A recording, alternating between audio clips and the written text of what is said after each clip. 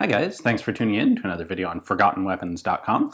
I'm Ian McCullum, and today we are taking a look at a very rare and rather unusual Mosin Nagant carbine. Now, this is what's commonly referred to as a 1907 St Petersburg Cavalry School carbine. And what's interesting about it is there's very little actually known about them. There are a couple major written references on Mosin Nagants that include either no information on this or mostly just speculation about what it can't possibly be. So what we do know about these is they were manufactured from 1891 pattern rifles. They cannot be 1907 carbines because their barrel is actually about an inch longer than a carbine barrel. So they can't be cut down, or they are cut down rifles. They cannot be lengthened carbines. They were manufactured from rifles made between 1893 and 1920, which is quite a long period of time. This particular one is made from an 1896 Cossack rifle, which is pretty cool and interesting. And what distinguishes these from any other Mosin Nagants is that they have side-mounted sling swivels, a bar in the front and a swivel in the back. They have turned-down bolt handles, which were standard Mosin Nagants bolts bent, not new production bolts. They have 1907 carbine pattern rear sights, and then they have they're set up for a Gulkevich folding bayonet, which is a really, really scarce bayonet. Unfortunately, we don't have one with this particular rifle, but the bayonet actually mounted on the front. It was a removable bayonet set on the front, and then you could fold it backwards, and it actually has a little metal scabbard back here, so that when you're carrying this on horseback, the bayonet point doesn't bounce around and potentially come loose and stab you yourself while you're carrying it. The mystery surrounding these rifles comes from the fact that there's nothing in Russian archives to describe what they are or when they were made or anything about them, really. However, we know for a fact that they were made in Russia because they're made specifically to fit this Gulkevich bayonet, which was definitely made in St. Petersburg. So let's take a closer look at some of the specific features and markings on this, and we'll try and delve into what they are or what they can't be. So as I said, this particular example is made on an 1896 sheaths Cossack rifle base, which is pretty cool to see. Those are pretty unusual guns in themselves. Now, most of these, including this one, have had the imperial markings defaced. And this, among with other things, suggests that these were being manufactured into probably the mid, if not the late 1920s. If we look at the rear sight, this is a second model of 1907 carbine rear sight. And we know that because it is actually marked out to 20, and that, in this case, would be 2,000 meters. We also have some 4, 6, and 800 meter markings on the side there. These rear sights for the 1907 carbines were made in two different patterns. The first pattern is in Arshins, or Arshini, and that goes out to 1900. The second pattern was converted to meters, and it goes out to 2000. So that also tells us that these were potentially later production guns because they weren't just early carbine rear sights. Now the bolt is a standard Mosin Nagant rifle bolt that has been bent down. So it's bent, but it's very short.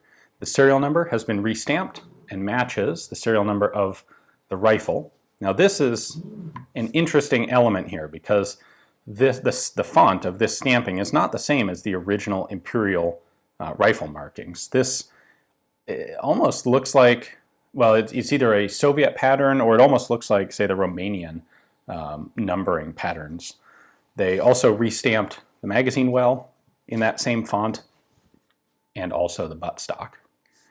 The rear sling swivel, the hole in the stock was filled, and this actual turning swivel put on instead. That's very unusual for Russia at this time period. They really didn't use this sort of thing. And yet, here it is. There's one very small stamp in the wood, and that is this CRA, which again is vaguely similar to a Romanian stamp. There's some speculation that these guns were Romanian retrofits, but what's unusual about it is they were designed for a very much Russian bayonet, and none of them have ever showed up in Romania. As far as we know, these all came out of the Soviet Union. They were imported or exported by a German company called Franconia in 1992. And we can see evidence of that here on the barrel as well. That is a German proof mark when the guns came into Germany, and that 9 kg dates that as a 1992 proof mark. In place of a front sling swivel, there is a bar here on a newly manufactured front band. It's kind of an unusual band. There are two different patterns of those bands that are used on these carbines.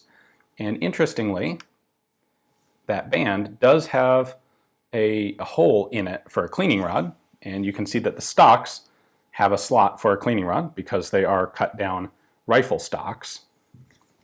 However, if you were to actually put on the bayonet, it would interfere with the cleaning rod. So none of these 1907 Cavalry School carbines, St. Petersburg carbines, have ever been found with cleaning rods. Some of the parts are set up for cleaning rods, but not the gun, the rifle itself.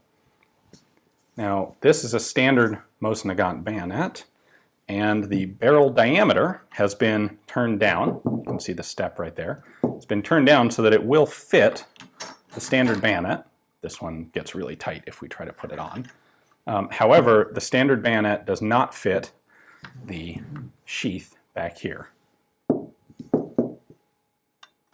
So I can slide that end in, but up here, in order to make that fit, you have to put a lot of pressure on the bayonet and bend it over.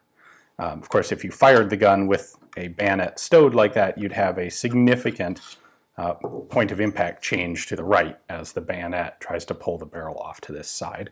So this was clearly not designed to take the standard bayonet. The Gulkevich bayonet fits it perfectly. Unfortunately, as I mentioned, those are extremely rare. The last one that came up in the United States sold for something ludicrous, like $4,000.